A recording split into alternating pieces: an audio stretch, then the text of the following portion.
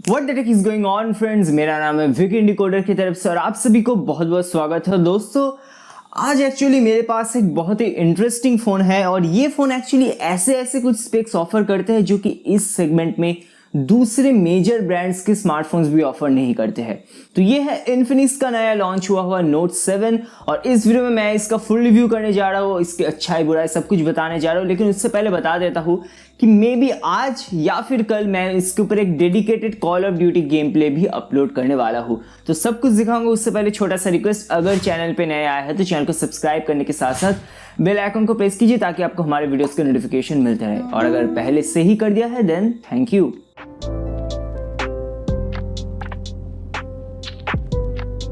Okay, तो सबसे पहले बात करते हैं इसके डिज़ाइन के बारे में। तो डिज़ाइन एक्चुअली काफ़ी यूनिक है, काफ़ी अलग अलग कलर्स के आपको यहाँ पर पैटर्न्स मिलते हैं और इन्फिनिक्स एक्चुअली सारे फ़ोन्स में ही काफ़ी यूनिक डिज़ाइन देता है और मुझे लगता है कि पर्सनली कि इस सेगमेंट में ये फ़ोन रियली स्टैंड आउट करता है। डिज़ाइन इसका एक्चुअली बहुत ही खूबसूरत है। लेकिन ये फ़ोन पॉलीकार्बोनेट बिल्ड है तो डेफिनेटली गाइज यहाँ पर आपको बहुत सारे फिंगरप्रिंट्स देखने को मिल जाएंगे। लेकिन अच्छी बात यह है कि इन्फिनिक्स बॉक्स के अंदर आपको एक केस प्रोवाइड कर देता है, तो आप चाहे तो उस केस का भी इस्तेमाल कर सकते हैं।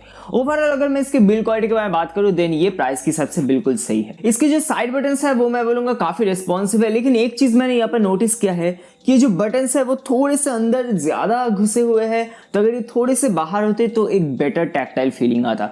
तो ये एक छोटा सा कॉन मुझे यहाँ पर लगा। अब बात करते हैं इसके डिस्प्ले के बारे में। तो 6.95 इंच का आपको यहाँ पर डिस्प्ले दिया गया है, जो कि डेफिनेटली इस रेंज में सबसे लार्जेस्ट डिस्प्ले आप बोल सकते हो। लेकिन डिस्प्ले का जो रेजोल्यूशन है वो है HD+। तो अगर आपने कभी फुल HD वाला कोई फ़ोन यूज़ किया है तब इमिडिएटली यहाँ पर नोटिस करोगे कि चीज़ें यहाँ पर पिक्सेलेटेड लगेंगी। जो वीडियो वगैरह अगर आप देखोगे तो आपको लगेगा कि रेजोल्यूशन की इसमें कमी है। तो मुझे लगता है कि फुल HD+ डिस्प्ले होना चाहिए था, लेकिन डिस्प्ले एक्चुअली काफ़ी बड़ा है। और अगर मैं कलर रिप्रोडक्शन के बारे में बात करूँ, व्यूइंग एंगल्स के बारे में बात करूँ, वो सब बिल्कुल सही थे प्राइस के हिसाब से, उसके रिगार्डिंग मुझे कोई भी प्रॉब्लम नहीं हुई। और एक अच्छी बात यहाँ पर यह है कि यहाँ पर आपको जो ब्राइटनेस मिलता है वो सच में बहुत ही कमाल का है। इवन आउटडोर में डायरेक्ट सनलाइट के नीचे भी दोस्तों बहुत ही अच्छी विजिबिलिटी मिल रही थी, तो उस हिसाब से दोस्तों डिस्प्ले काफ़ी अच्छा है। और एक पॉइंट दोस्तों, यहाँ पर जो डिस्प्ले दिया गया है वहाँ पर आपको एक पंच होल मिल जाता है, तो आप बोल सकते हो एक ओवरऑल काफ़ी अच्छा एक फुल व्यू एक्सपीरियंस इस डिस्प्ले में आपको मिल जाएगा। अब बात करते हैं मेरे सबसे फेवरेट पॉइंट के बारे में, वो है इसका फिंगरप्रिंट सेंसर, जो कि है साइड माउंटेड फिंगरप्रिंट सेंसर और इस रेंज में और कोई भी ये चीज़ ऑफर नहीं करता। दोस्तों ये ब्लेजिंग फास्ट है, मतलब इवन मेरे पोको X2 में भी इतना फास्ट फिंगरप्रिंट सेंसर नहीं है। इन्फिनिक्स ने यहाँ पर बोलना ही पड़ेगा, बहुत ही कमाल का काम किया है। अब अगर मैं नेटवर्क रिसेप्शन या फिर वाईफाई रिसेप्शन के बारे में बात करूँ देन कोई भी प्रॉब्लम उस रिगार्डिंग नहीं हुई, बिल्कुल सब कुछ स्टेबल था यहाँ पर। और अगर मैं इसके ईयरपीस के बारे में बात करूँ देन ड्यूरिंग कॉलिंग कोई भी परेशानी नहीं हुई थी, बहुत ही क्लियर आप आवाज़ सुन पाओगे। और दोस्तों यहाँ पर एक बहुत ही अच्छी बात है कि यहाँ पर आपको डुअल स्टीरियो स्पीकर्स दिया गया है, तो डेफिनेटली आपको एक स्टीरियो इफेक्ट यहाँ पर थ्रू स्पीकर्स मिलेगा। लेकिन एक चीज़ आपको ध्यान रखना होगा कि ये जो स्पीकर्स है जब लाउडेस्ट में चले जाते हैं देन जाके डिस्टॉर्शन होना स्टार्ट हो जाता है, तब आपको लगेंगे कि आवाज़ कैसी फट जा रही है, तो ये आपको ध्यान रखना पड़ेगा। हाँ, अगर 70 to 80% वॉल्यूम में बोलेंगे देन आप काफ़ी अच्छा स्टीरियो इफेक्ट पाएंगे, लेकिन फुल वॉल्यूम में जब जाएंगे देन स्पीकर डिस्टॉर्ट हो जाएगा। अब बात करते हैं परफॉर्मेंस के बारे में। तो इस फोन में आपको दिया गया है MediaTek का Helio G70 चिपसेट, साथ में 4GB LPDDR4X RAM and 64GB eMMC 5.1 storage. और दोस्तों मैं आपको बेफिक्र होकर बोल सकता हूँ कि इसकी परफॉर्मेंस सच में बहुत ही अच्छी है, काफ़ी अच्छा ऑप्टिमाइजेशन किया गया है। और मैंने इवन नोटिस किया है कि इसका जो परफॉर्मेंस है और जो Redmi 9 Prime का परफॉर्मेंस है दोनों ही दोस्तों ऑलमोस्ट बराबर है। मैंने कोई मेजर यहाँ पर डिफरेंस नोटिस नहीं किया, तो परफॉर्मेंस दोस्तों इसमें आपको बहुत ही अच्छी मिलने वाली है। अगर मैं गेमिंग के बारे में बात करूँ तो दोस्तों यहाँ पर आप कॉल ऑफ ड्यूटी मीडियम और हाई फ्रेम रेट्स में खेल सकते हो और बहुत ही स्टेबल परफॉर्मेंस आपको एक्चुअली इसमें मिलता है।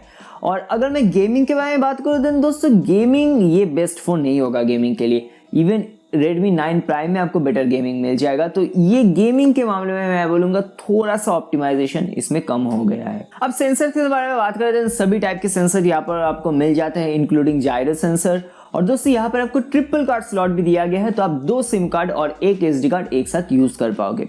अगर मैं इसके सॉफ्टवेयर के बारे में बात करूँ then out of the box आपको Android 10 मिलता है, Infinix का XOS, और दोस्तों फीचर्स भर भर के मिलेंगे, सभी टाइप के फीचर्स आपको इसके अंदर मिल जाएंगे। लेकिन UI जो है मुझे लगता है इसकी खूबसूरती को और ज़्यादा रिफाइनमेंट करने की ज़रूरत है। सो होप कि वो फ्यूचर अपडेट में हो जाए, लेकिन फिलहाल आप कोई भी एक लॉन्चर लगा सकते हो।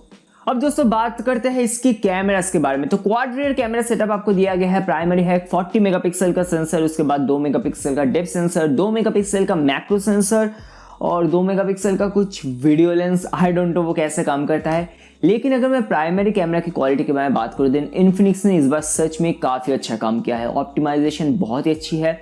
हाँ, पिक्चर्स थोड़े से ओवर सैचुरेटेड है, लेकिन मुझे पर्सनली इस बार कैमरा में बहुत इंप्रूवमेंट नज़र आई है। आप क्लियरली HDR पिक्चर्स ले सकते हो और डिटेल्स वगैरह प्राइस के हिसाब से बहुत ही सही है।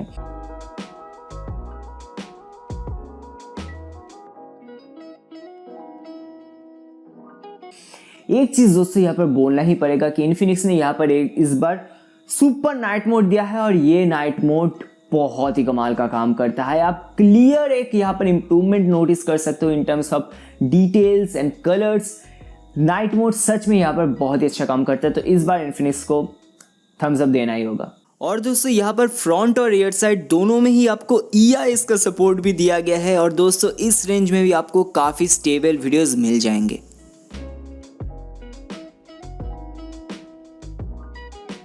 अब फ्रंट के बारे में बात करें तो फ्रंट में आपको दिया गया है 16 मेगापिक्सल का सेंसर, और दोस्तों डिटेल्स काफ़ी अच्छे है, पिक्चर्स वेल लिट भी है। लेकिन प्रॉब्लम मुझे ये लगी कि ये स्किन को ज़्यादा ही वाइटनिंग कर रहा था, तो ये मुझे पर्सनली पसंद नहीं है, बहुत लोगों को पसंद है। लेकिन ये डेफिनेटली आप नोटिस कर सकते हो कि स्किन नेचुरल यहाँ पर नहीं लगता है, ज़्यादा ही सफ़ेद लगता है। तो आई रियली होप कि इन्फिनिक्स इसको किसी एक अपडेट के साथ और भी नेचुरल बना दे। अब बात करते हैं इसके बैटरी के बारे में। देन 5000 मिली एम्प पावर का इसका बैटरी दिया गया है, और दोस्तों बैटरी लाइफ बहुत ही सॉलिड है। ईजिली आप यहाँ पर 1.5 दिन का बैकअप निकाल सकते हो। इवन मुझे लगा कि Redmi 9 Prime से भी बेटर बैटरी लाइफ ऑफर करता है, तो बैटरी लाइफ बहुत ही अच्छी है।